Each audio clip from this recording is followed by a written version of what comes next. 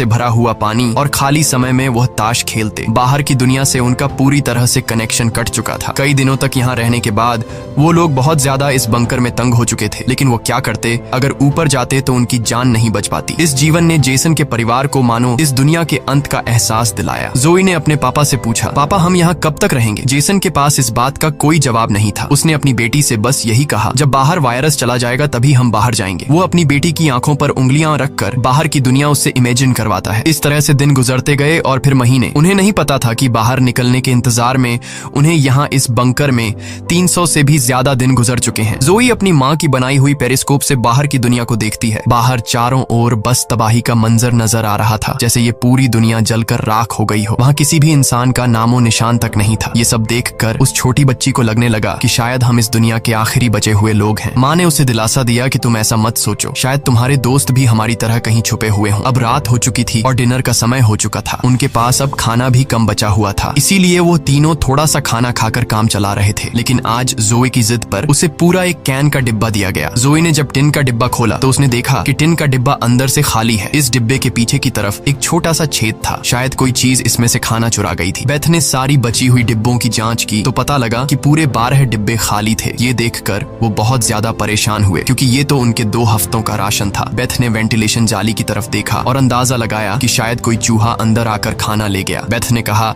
कि अगर ये चूहा है तो इसे जल्द मारना पड़ेगा, नहीं तो ये हमारा सारा खाना बर्बाद कर देगा। बेटी के उदास चेहरे को देख जेसन ने उसे दिलासा दिया कि छोटी छोटी बातों से परेशान मत हो, अगर खाना खत्म हो भी गया तो मैं ऊपर जाकर कुछ सामान ले आऊंगा। अगले दिन जब जोई अपनी माँ के साथ ब्लॉक्स में खेल रही थी तभी पीछे से हल्की सी आवाज आई। जोई ने जब पीछे मुड़कर देखा तो एक चूहा फिर से टिन फूड चुराने घुस आया था। इससे पहले कि वो चूहा भाग जाता, जोई ने फौरन अपने पेरेंट्स को बुलाया। आज उन्हें इस चूहे को हर हाल में मारना था। जेसन गुस्से में चाकू निकालकर उसे टुकड़े टुकड़े करने के लिए आगे बढ़ा, लेकिन वो छोटा सा चूहा बहुत तेज निकला। वो जेसन के वार से खुद को बचाते हुए निकल भागा और टेबल पर रखी लालटीन को भी गिरा दिया। जैसे ही वो अपने बिल में घुसने वाला था तभी बेथ ने अचानक झपटा मारा और चूहे को मार दिया। वो सब चूहे को मारने की खुशी मना रहे थे कि दूसरी तरफ लालटीन के गिरने से धीरे धीरे आग बढ़ने लगी। जेसन दौड़कर उस लालटेन को बंद करने लगा, लेकिन वो लालटेन बहुत गर्म था, जिससे जेसन का हाथ जल गया और लालटीन का शीशा फटने पर